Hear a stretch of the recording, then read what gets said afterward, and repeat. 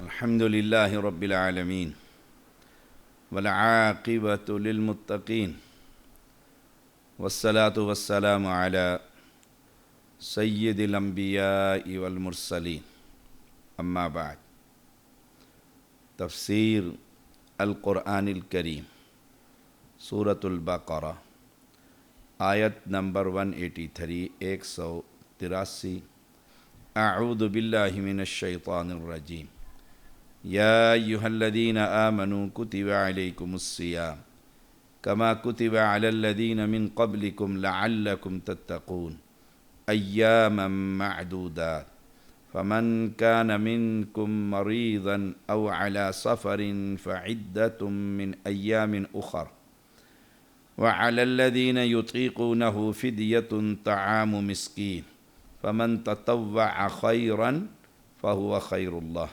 وأن تصوموا خير لكم إن كنتم تعلمون۔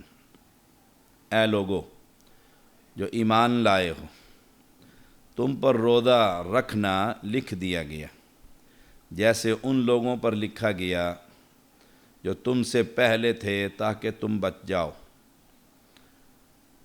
گنے ہوئے چند دنوں میں۔ پھر تم میں سے جو بیمار ہو یا کسی سفر پر ہو تو دوسرے دنوں سے گنتی پوری کرنا، اور جو لوگ اس کی طاقت رکھتے ہوں ان پر فدیہ ایک مسکین کا کھانا ہے۔ پھر جو شخص خوشی سے کوئی نیکی کرے تو وہ اس کے لیے بہتر ہے، اور یہ کہ تم روزہ رکھو تمہارے لیے بہتر ہے اگر تم جانتے ہو۔ روزہ ان 5 فرائض میں داخل ہے جن پر اسلام کی بنیاد ہے۔ بنی الاسلام علی 5، صحیح بخاری کتاب الایمان کہ اسلام کی بنیاد 5 چیزوں میں ہے، اور ان میں سے ایک روزہ ہے۔ روزہ الصیام یہ مصدر ہے، یہ صومن کی جمع نہیں بلکہ صومن بھی مصدر ہے۔ اصل میں کسی بھی کام سے رک جانے کو کہتے ہیں، کھانا پینا ہو، کلام ہو، چلنا پھرنا۔ اس لیے گھوڑا چلنے سے یا چارہ کھانے سے رکا ہوا ہو تو اسے کہتے ہیں فرسٌ صائم، فرسٌ صائم کہتے ہیں۔ رکی ہوئی ہوا کو بھی صوم کہتے ہیں۔ شریعت میں روزہ کی نیت سے صبح صادق سے سورج غروب ہونے تک کھانے پینے اور جمع سے رکے رہنے کا نام صوم۔ یا ایھا الذین آمنوا کتب علیکم الصیام کما کتب علی الذین من قبلکم لعلکم تتقون۔ اب حکمت کیا ہے؟ تقوی، تاکہ تم متقی بنو۔ اسلامی روزے کا مقصد نفس کو عذاب دینا نہیں بلکہ دل میں تقوی، بچنے کی عادت پیدا کرنا ہے، گناہ سے بچنا، تقوی گناہ سے بچنا، متقی بننا۔ جب کوئی شخص اللہ تعالیٰ کے اس حکم پر عمل کرتے ہوئے صبح سے شام تک ان حلال چیزوں سے بچے گا تو وہ ان چیزوں سے جو ہمیشہ کے لیے حرام ہے ان سے تو روزے کی حالت میں بدرجہ اولا بچے گا۔ اس طرح روزہ گناہوں سے بچنے کا اور بچنے کی عادت کا ذریعہ بن جاتا ہے۔ اسی لیے رسول اللہ صلی اللہ علیہ وسلم کا فرمان کہ الصیام جنۃ، روزہ ڈھال ہے، کس چیز سے؟ گناہوں سے، آگ سے۔ صحیح بخاری 1894۔ جو شخص جھوٹی بات اور اس پر عمل نہ چھوڑے تو اللہ تعالیٰ کو کوئی ضرورت نہیں کہ وہ اپنا کھانا پینا چھوڑ دے۔ صحیح بخاری 1903 روزہ رکھ کر نماز نہ پڑھنا، جھوٹ بولنا، دھوکہ دینا، فحش پروگرام دیکھنا، آنکھ کے زنا میں مصروف رہنا، تو سوچئے گا اسے روزہ رکھنے سے کیا ملا۔ یہاں تو روزہ رکھنے کا مقصد لعلکم تتقون، روزہ صرف کھانا پینا چھوڑنے کا کام نہیں، ہر گناہ کا کام، اور ساتھ تربیت دی جا رہی ہے، تربیت کی جا رہی ہے کہ 1 مہینہ تک آذان سے لے کر غروب آفتاب تک اللہ کی حلال کردہ چیزیں جو 11 مہینے یا آذان مغرب کے بعد بھی اس مختصر سے وقت میں صبح صادق سے لے کر غروب آفتاب تک حلال کردہ چیزیں رب کے کہنے پر تم نے چھوڑ دی ہیں، تو حرام کردہ چیزیں اس پر کیسے کہ روزہ رکھ کر سارا دن اے سی کے اندر بیٹھ کر ٹیلی ویژن چلا کر گانے سن رہا ہے، فحش پروگرام دیکھ رہا ہے، آنکھ کا زنا کر رہا ہے، موبائل پر کسی لڑکی سے عورت سے غیر محرم سے گفتگو کر رہا ہے، زبان کا زنا کر رہا ہے، ایسے روزے کا کوئی فائدہ نہیں۔ روزہ تو تربیت کر رہا ہے کہ اتنے سے وقت میں جب تم حلال اللہ کے کہنے پر چھوڑ دیتے ہو تو حرام تو ہمیشہ کے لیے حرام ہے۔ جیسے اب دیکھیے ذی الحجہ کے ایام جس نے قربانی کرنی ہے وہ اپنے بال، اپنے ناخن، اپنے فالتو بال، یہ کوئی چیز نہ کاٹے۔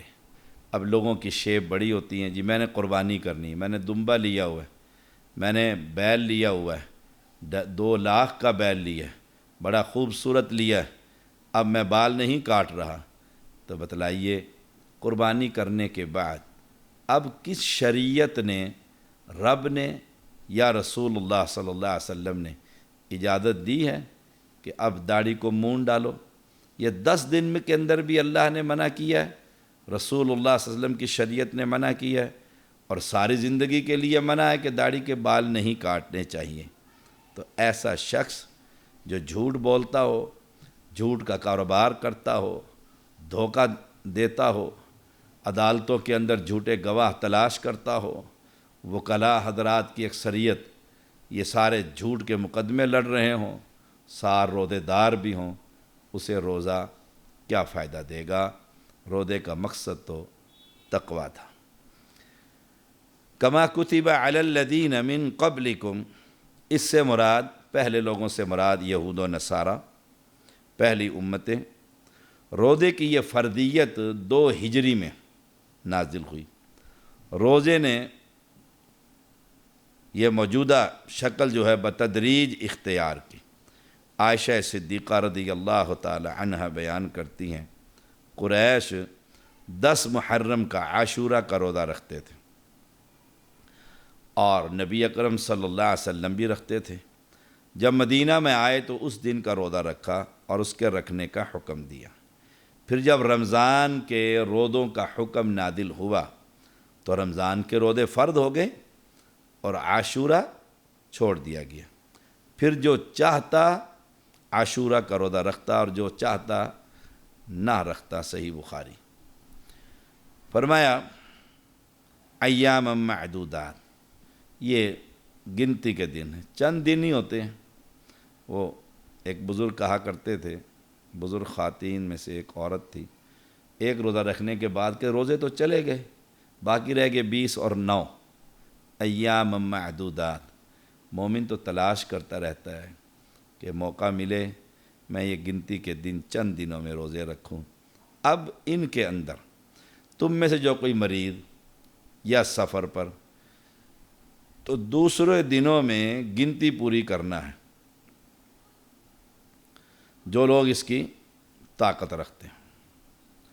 سلمہ بن اکوع رضی اللہ تعالیٰ فرماتے ہیں جب یہ آیت اتری وَعَلَى الَّذِينَ يُطِيقُونَهُ فِدْيَةٌ طَعَامُ مِسْكِينٍ، تو جو چاہتا کہ روزہ نہ رکھے اور فدیہ دے دے تو ایسا کر لیتا، یہاں تک کہ وہ آیت اتری جو اس کے بعد ہے، تو اس آیت نے اسے منسوخ کر دیا۔ فمن شاہدہ منکم الشہر فلیصم، جب یہ آیت اتری تو اس آیت کو منسوخ کر دیا۔ ابن عمر رضی اللہ تعالیٰ عنہما کا بھی یہی قول ہے، صحیح بخاری میں 1949۔ شروع میں لوگوں کو روزے کی عادت نہ تھی، اس لیے انہیں یہ رعایت دی کہ جو چاہے روزہ رکھ لے، جو چاہے کسی مسکین کو کھانا کھلا دے۔ پھر یہ رعایت اللہ تعالیٰ نے منسوخ کر دی۔ صحیح بخاری میں عبداللہ بن عباس رضی اللہ تعالی عنہما، انہوں نے یطیقونہ کی جگہ یطوقونہ پڑھا، جس کا معنی ہے یتجشمونہ، یعنی اس سے تکلیف اٹھاتے ہیں۔ ایسا معلوم ہوتا ہے کہ ابن عباس رضی اللہ تعالی عنہما نے یطوقونہ بطور قرات نہیں بلکہ یطیقونہ کی تفسیر میں پڑھا۔ ابن عباس رضی اللہ تعالیٰ عنہ کا قول ہے کہ یہ منسوخ نہیں بلکہ اس سے مراد وہ بوڑھا مرد اور بوڑھی عورت جو روزہ نہیں رکھ سکتے، وہ ہر دن یعنی ہر روزے کے بدلے ایک مسکین کو کھانا کھلا دیں۔ صحیح بخاری 4505۔ انس رضی اللہ تعالی عنہ، صحیح بخاری میں آتا ہے، بوڑھے ہونے کے بعد 1 یا 2 سال ہر دن ایک مسکین کو گوشت کے ساتھ روٹی کھلا دیتے اور روزہ نہ رکھتے۔ 4505۔ یطیقونہ کا معنی جو اس روزے کی طاقت رکھتے ہوں بھی ہو سکتا ہے، اور ابن عباس رضی اللہ تعالی عنہما نے جو معنی کیا طاقت نہ رکھتے ہوں وہ بھی ہو سکتا ہے، وہ بھی ہو سکتا ہے۔ دونوں کا خلاصہ یہ ہے کہ آیت روزے کی طاقت رکھنے کے حق میں منسوخ ہے، اور طاقت نہ رکھنے والے بوڑھے مرد بوڑھی عورتیں ان کے حق میں منسوخ نہیں۔ جس بیمار کے تندرست ہونے کی امید نہ ہو اس کا بھی یہی حکم ہے کہ وہ اپنے ایک روزے کے بدلے ایک مسکین کو کھانا کھلا دیتے۔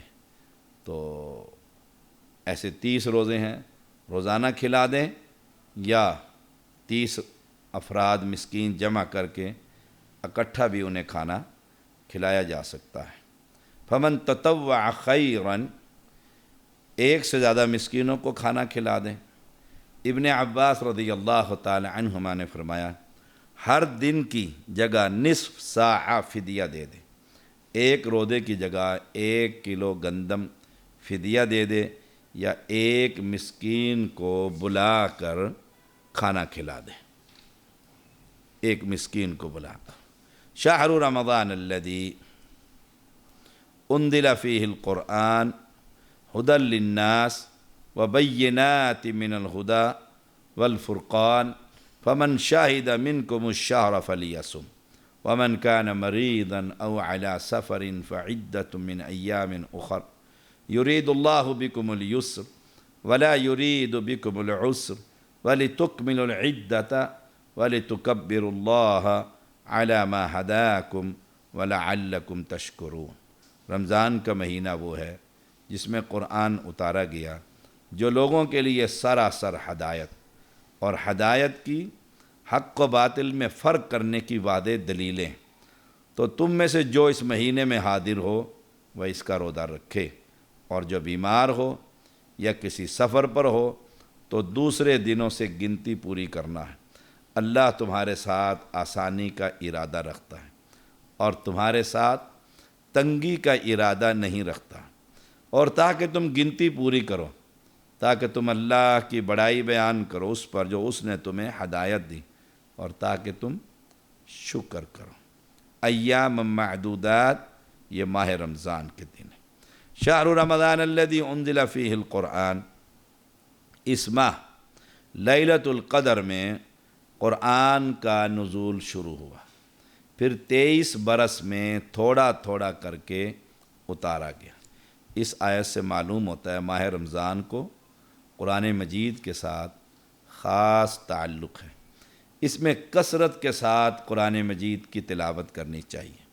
لمبے لمبے قیام ہونے چاہیے اور اس میں اللہ کے قرآن کی تلاوت ہونی چاہیے۔ یہی وجہ کہ رسول اللہ صلی اللہ علیہ وسلم رمضان میں ہر رات جبریل علیہ السلام کے ساتھ قرآن کا دور کیا کرتے تھے۔ صحیح بخاری۔ صحابہ اور سلف صالحین کے عمل سے بھی رمضان میں قرآن کے ساتھ خصوصی تعلق اور پیار اور تلاوت کا آثار ملتے ہیں۔ ماہ رمضان کی راتوں میں قیام کی فضیلت ابو ہریرہ رضی اللہ تعالیٰ بیان کرتے ہیں، رسول اللہ صلی اللہ علیہ وسلم نے فرمایا، من صام رمضان ایمانا و احتسابا غفر له ما تقدم من ذنبہ، جس شخص نے ایمان اور ثواب کی نیت سے ماہ رمضان کا قیام کیا اس کے پہلے گناہ معاف کر دیے جاتے ہیں۔ اب جس شخص نے من صام رمضان ایمانا، جس کا ایمان ان جوتیوں پر ہے اور کڑوں پر اور چھلوں پر اور مقبروں پر اور قبروں پر اور گدی نشینوں سجادہ نشینوں زندوں پر اور مردوں پر، وہ لاکھ روزے رکھ لے، بیکار ہے اس کے لیے۔ من صام رمضان، رمضان میں روزے رکھتا ہے ایمانا و احتسابا، ثواب کی نیت سے اور ایمان کی حالت میں۔ اب اس کا ایمان کس پر ہے؟ 11ویں والے پر، اس سے ڈرتا ہے، ہر جمعرات کو اس کی ختم دیتا ہے، نہ دوں گا تو وہ میری بھینس کو بیمار کر دے گا۔ ایسے روزے دار کا روزہ بیکار ہے۔ جو مشرک قبر پر کھڑا ہے اور قبر والے سے مانگ رہا ہے، قبر والے پر سجدے کر رہا ہے، قبر والا ہی اس کا خدا بنا ہوا ہے، قبر والا ہی اس کا مشکل کشا ہے، قبر والا ہی اس کے لیے ہر چیز حل کرتا ہے، ایسے شخص کا کوئی فائدہ نہیں روزے میں۔ ابو ذر غفاری رضی اللہ تعالیٰ بیان کرتے ہیں، رسول اللہ صلی اللہ علیہ وسلم نے رمضان کی 23ویں، 25ویں اور 27ویں رات جماعت کے ساتھ قیام کروایا۔ ابو داود 1375۔ ابو سلمہ رضی اللہ تعالیٰ عنہ عائشہ رضی اللہ تعالیٰ عنہ سے پوچھا، رمضان میں رسول اللہ صلی اللہ علیہ وسلم کی نماز کس طرح کی تھی؟ انہوں نے فرمایا، رمضان ہو یا غیر رمضان 11 رکعت سے زیادہ نہیں پڑھتے تھے۔ صحیح بخاری 2013۔ عمر رضی اللہ تعالیٰ نے تمام لوگوں کو ایک امام پر جمع کر دیا۔ ابی بن کعب اور تمیم داری رضی اللہ تعالیٰ عنہما کو حکم دیا وہ لوگوں کو 11 رکعت قیام کروائیں۔ المعطا 241۔ اب دیکھیے، قرآن شہر رمضان الذی انزل فیہ القرآن ھدی للناس، یہ قرآن لوگوں کے لیے ہدایت۔ رمضان المبارک میں لیلۃ القدر جس رات میں اترا وہ رات تمام راتوں کی سردار بن گئی، جس مہینے میں اترا وہ مہینہ تمام مہینوں کا سردار بن گیا، جس شخصیت پر نازل ہوا وہ شخصیت تمام نبیوں کے امام بن گئے، امام الانبیاء بن گئے۔ یہ اتنا چوٹی کا اللہ کا کلام ہے اور اس کے اندر حق اور باطل کی فرق کرنے والے واضح دلائل ہیں۔ اب دیکھیے، قرآن توحید کا پیغام دیتا ہے، قرآن رسول اللہ صلی اللہ علیہ وسلم کی اطاعت کا پیغام دیتا ہے، قرآن کثرت سے اللہ کے رسول صلی اللہ علیہ وسلم دور کیا کرتے تھے، صحابہ قرآن کی تلاوت کیا کرتے تھے۔ اب رمضان المبارک میں مارکۃ الآراء جو مسئلہ ہے وہ مسئلہ ہے 20 تراویح پڑھیں یا 8 تراویح پڑھیں۔ آپ دیکھیے 3 احادیث میں نے آپ کے سامنے پڑھی ہیں۔ صحیح بخاری میں امی عائشہ فرماتی ہیں، رمضان ہو یا غیر رمضان آپ 11 رکعتیں پڑھتے ہیں۔ حضرت عمر کے بارے میں جو لوگوں کے اندر بڑی بات کر دی گئی کہ حضرت عمر نے 20 پڑھائیں، حضرت عمر نے تو 2 صحابہ کو، حفاظ کو، حافظوں کو پابند کیا کہ لوگوں کو 11 رکعتیں پڑھائیں۔ تمیم داری اور ابی بن کعب رضی اللہ تعالی عنہما، دونوں کو آپ نے امام مقرر کر دیا کہ 11 رکعتیں پڑھائیں۔ اب اصل تو یہی دین، اصل یہی سنت ہے۔ اب کہتے ہیں جی بیت اللہ کے اندر دیکھیے جی وہاں 20 پڑھی جاتی ہیں، ہم حیران ہوتے ہیں بیت اللہ کے اندر 20 پڑھی جاتی ہیں، 10 پڑھا کر ایک امام چلا جاتا ہے، دوسرا امام آ کر 10 پڑھاتا ہے، 20 ہو گئیں۔ اب 20 کا ہنسا تو لیتے ہیں بیت اللہ سے، اور ساری نماز کا طریقہ لیتے ہیں کوفے سے۔ ہم کہتے ہیں نمبر 1، اگر 20 ہی آپ لوگوں نے اپنی مسجد میں پڑھنی ہے تو 20 کا ہنسا آپ نے کہاں سے لیا؟ جی بیت اللہ میں 20 ہوتی ہیں، مسجد نبوی میں 20 ہوتی ہیں، تو مہربانی کریں جہاں سے 20 کا ہنسا لیا ہے وہاں سے نماز کا طریقہ بھی لینا۔ وہ 20 پڑھتے ہیں، ننگے سر بھی ہوتے ہیں، امام کے پیچھے سورہ فاتحہ بھی پڑھتے ہیں، آمین بلند آواز سے کہتے ہیں، سینے پر ہاتھ باندھتے ہیں، رفع الیدین رکوع کے بعد رکوع سے جاتے ہوئے کرتے ہیں، وہ ساری چیزیں چھوڑ دیتے ہیں، 20 کا ہنسا لے لیتے ہیں۔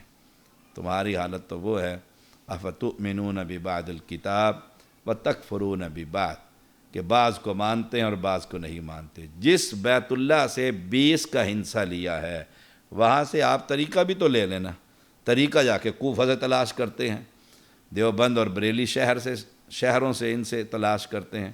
اللہ آپ لوگوں کو ہدایت نصیب فرمائے۔ اب رہا اس سال، دیکھو اس سال تو حنفیوں کی یہ بات بھی ختم ہو گئی، بیت اللہ میں کتنی رکعتیں پڑھی گئیں؟ 11 رکعتیں۔ اس رمضان المبارک میں 11 رکعتیں پورے سعودی عرب میں پڑھی گئیں۔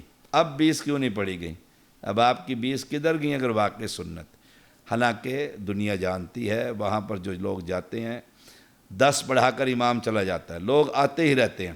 وہاں آل سعود نے لوگوں کے لیے کہ کچھ لوگ آئے ہیں تو وہ پڑھ کر چلے گئے ہیں، اور نئے آ رہے ہیں وہ بھی جماعت میں شامل ہو جائیں۔ پھر جب آخری دہاکہ، آخری 10 دن شروع ہوتے ہیں تو تیسرا امام بھی آ جاتا ہے، جو تہجد کے وقت 10 رکعتیں پڑھا دیتا ہے، پھر اپنے اپنے امام وطر پڑھا دیتے ہیں، تو یہ تو 33 کے قریب جا کر رکعتیں بن جاتی ہیں۔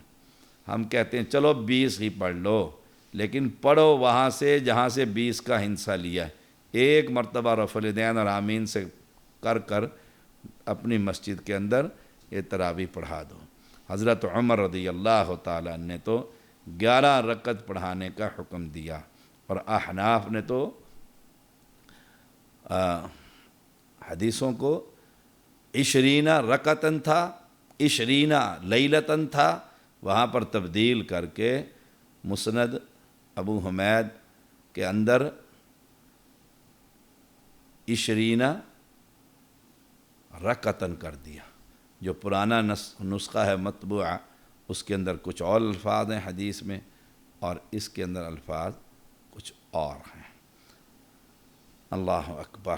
تو قرآن اور رمضان اور قیام اور یہ تراویح اور یہ ساری چیزیں یہ نوافل ہیں، آپ جتنے چاہیں پڑھ لیں، 30 پڑھ لیں، 40 پڑھ لیں، 50 پڑھ لیں، لیکن جب آپ یہ کہیں گے نا کہ سنت 20 ہیں تو یہ آپ کا ظلم ہوگا اسلام پر، شریعت پر، رسول اللہ صلی اللہ علیہ وسلم کے دین کے ساتھ، کہ رسول اللہ صلی اللہ علیہ وسلم کی زوجہ محترمہ امی عائشہ رضی اللہ تعالی عنہا بیان کرتی ہیں کہ آپ صلی اللہ علیہ وسلم کی نماز رمضان ہو یا غیر رمضان 11 رکعتیں آپ پڑھایا کرتے تھے۔ آپ نے 3 دن، 23ویں رات، 25ویں رات اور 27ویں رات، 3 دن آپ نے۔ پھر کہیں گے اچھا جی اللہ کے پیغمبر علیہ السلام نے تو 3 دن پڑھائی تھی، آپ سارا مہینہ پڑھتے ہیں، اطاعت کا دعویٰ کرتے ہیں۔ اور بھائی میرے، رسول اللہ صلی اللہ علیہ وسلم جب چوتھے دن صحابہ جمع ہوئے آپ نے نہ پڑھائی، پھر فرمایا، پوچھا صحابہ نے، آپ نے فرمایا، ارشاد فرمایا کہ مجھے ڈر ہے کہیں فرض نہ ہو جائے، اللہ کو یہ عبادت پسند اتنی آ جائے وہ فرض کر دے تو تمہارے لیے مشکل ہو جائے گی، میری خواہش تو ہے کہ میں پڑھاؤں۔ اب وہ جو خواہش تھی اس پر امیر المومنین عمر بن خطاب رضی اللہ تعالی عنہ نے عمل کروایا اور 2 لوگوں کو امام مقرر کیا اور 11 رکعت پڑھانے کا حکم دیا۔ یہ قرآن مجید بڑی خوبصورت کتاب ہے، اس کو یہ حنفی عینک جو لگی ہوئی ہے نا، اس کو توڑیے اور دل کو صاف کر کے اللہ کے اس قرآن کی تلاوت کیجئے۔ ھدی للناس، لوگوں کے لیے ہدایت کا سرچشمہ ہے، توحید کا پیغام ہے، غیر اللہ کی عبادت سے منع کیا جا رہا ہے۔ وَبَيِّنَاتٍ مِّنَ الْهُدَى وَالْفُرْقَانِ، اور دلائل ہیں اس کے ساتھ ہدایت کے، فرق کر دینے والی کتاب ہے۔ فرق کر دینے والی کتاب ہے۔ تو اس کتاب کے ساتھ خاص تعلق قائم کیجیے، گھر کے اندر اپنے اولادوں کو یہ قرآن مجید حفظ کروائیے، ان کے دور کروائیے، قرآن کے ساتھ محبت پیدا کیجیے، جب وقت ملے اللہ کے قرآن کی تلاوت کیجیے۔ اب فرمایا فمن شاہد منکم الشہر فلیصم، اب تم میں سے جو شخص اس مہینے کو پائے تو روزے رکھے۔ یہ فرض ہے۔ اس آیت سے پچھلی آیت منسوخ ہو گئی ہے۔ ومن کان مریضا او علی سفر فعدۃ من ایام اخر، جو مریض ہو یا مسافر، ایسا دائمی مرض لگا ہوا ہے کہ اس کو روزہ رکھ ہی نہیں سکتا، پھر وہ مسکین کو کھانا کھلا دے۔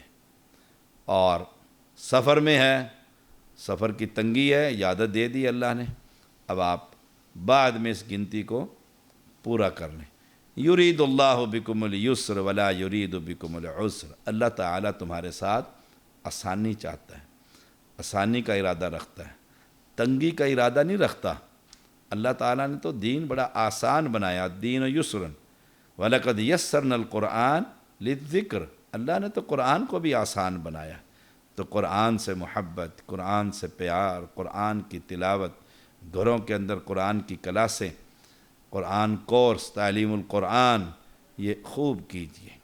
پھر فرمایا وَلِتُكْمِلُوا الْعِدَّةَ وَلِتُكَبِّرُوا اللَّهَ عَلَى مَا هَدَاكُمْ وَلَعَلَّكُمْ تَشْكُرُونَ وَلَعَلَّكُمْ تَشْكُرُونَ۔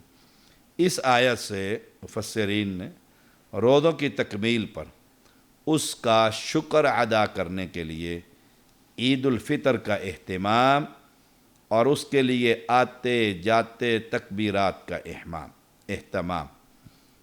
اللہ اکبر، اللہ اکبر، لا الہ الا اللہ واللہ اکبر، اللہ اکبر وللہ الحمد، اللہ اکبر کبیرہ والحمد للہ کثیرہ وسبحان اللہ بکرۃ وَأَصِيلًا۔ تکبیرات کا اہتمام، ایک رستے سے جا رہے ہیں، یہ تکبیرات پڑھتے ہوئے عیدگاہ میں جائیے۔ رسول اللہ صلی اللہ علیہ وسلم کا فرمان ہے کہ عیدگاہ میں اپنی عورتوں کو بھی لے کر آؤ۔ عورتیں چادر نہیں ہیں تو اپنی سہیلی کی چادر میں لپٹ کر آ جاؤ۔ جن عورتوں پر نماز نہیں، آدم حوا کی بیٹیوں پر مخصوص ایام ہیں، تو وہ بھی عیدگاہ میں پہنچے، آپ دیکھیں وہ بھی عیدگاہ میں پہنچے اور مسلمانوں کی امام کی دعا کے ساتھ شمولیت اختیار کریں۔ اب آپ دیکھیے، عورت بازار میں جاتی ہے، عورت شادی حال میں جاتی ہے، عورت سیر و تفریح کے لیے کاغان ناران جاتی ہے، عورت کہاں کہاں نہیں جاتی۔ اگر نہیں جاتی، مسجد میں نہیں جانا جی، فتنہ ہے، ہر جگہ پر جائے گی، لیکن مسجد میں، اللہ کے گھر میں جہاں شیطان بھی داخل نہیں ہوتا، وہاں اسے فتنے نظر آتے ہیں۔ اور احناف کے ہاں تو عورتوں کا مصلی ہی نہیں ہے۔ یہ تو اللہ جزائے خیر عطا فرمائے اہل حدیث جماعت کو کہ انہوں نے مسجدوں کے ساتھ عورتوں کی مصلی بنائے ہوئے، عورتوں کے لیے مسجدیں بنا رکھی ہیں، اور عورتوں کو مسجدوں میں جمعے کی دعوت دیتے ہیں تاکہ دین سیکھیں، اسلام سیکھیں اور اپنی اولاد کی تربیت کر سکیں۔ جب عیدگاہ کے اندر حکم یہ ہے کہ جس نے نماز نہ بھی پڑھنی ہو وہ عیدگاہ میں پہنچے اور مسلمانوں کی دعاؤں میں شامل ہو۔ اب مسجد میں آتے ہوئے حنفیوں کے ہاں بڑے فتنے ہیں، اور باقی مولوی اپنے بیویوں کو بھی سیر و تفریح کرا رہا ہوتا ہے اور عوام بھی کرا رہی ہوتی ہے۔ وہاں کوئی فتنے جو فتنوں کے مقام ہے، وہاں فتنہ کوئی نہیں، مسجد میں فتنہ ہے۔ رسول اللہ صلی اللہ علیہ وسلم نے فرمایا اللہ کی بندیوں کو اللہ کے گھروں سے مت روکو۔ تو تکبیرات پڑھتے ہوئے عیدگاہ میں جائیے، تکبیرات پڑھتے ہوئے دوسرے راستے سے آئیے، تاکہ وہ راستے کل قیامت کے دن ہماری توحید کا اقرار اللہ کے سامنے گواہی دیں گے کہ اللہ یہ تیرا بندہ اعلان کرتا تھا۔ اللہ اکبر، اللہ اکبر، لا الہ الا اللہ واللہ اکبر، اللہ اکبر وللہ الحمد۔ وَلِتُكْمِلُوا الْعِدَّةَ وَلِتُكَبِّرُوا اللَّهَ عَلَى مَا هَدَاكُمْ۔ اللہ نے ہدایت دی، اگر وہ ہدایت نہ دیتا تو پھر کون ہدایت دے سکتا تھا؟ وَلَعَلَّكُمْ تَشْكُرُونَ۔ اب شکر، یہ اللہ تیرا شکر ہے، پورا رمضان روزے رکھے ہیں، قرآن کی تلاوت کی ہے، نوافل کا اہتمام کیا ہے، قیام اللیل میں قرآن مجید سنا ہے، قرآن مجید سنایا ہے۔ دیکھو جنت کے اندر حافظ کے والدین کو 2 پوشاکیں پہنائی جائیں گی۔ دنیا اور دنیا کی ساری جتنی نعمتیں ہیں اس 2 کپڑوں کا مقابلہ نہ کر سکے گی، اس کے مقابلے میں سب ہیچ ہے۔ تو اہل ایمان قرآن سے تعلق قائم کیجئے، قرآن سے محبت کیجئے، اس کی تلاوت کیجئے، اس کو سمجھیے، اس کو پڑھیے۔ ہم یہ تفسیر پڑھا رہے ہیں، اس کو زیادہ سے زیادہ لوگوں کو پہنچائیے۔ بٹن ہی دبانا ہے آپ نے کمپیوٹر پر، موبائل پر، شیئر ہی کرنا ہے، اور کہاں سے کہاں شاید کوئی سن کر مسلمان ہو جائے، متقی بن جائے، توحید پرست بن جائے، قبر پرستی سے توبہ کر لے، شرک سے توبہ کر لے، اہل توحید میں شامل ہو جائے، تو انشاءاللہ اللہ سے اس حال میں پھر ملاقات ہوگی، اللہ ہم سے راضی ہوگا اور ہم اپنے رب سے راضی۔ وآخر دعوانا ان الحمد للہ رب العالمین۔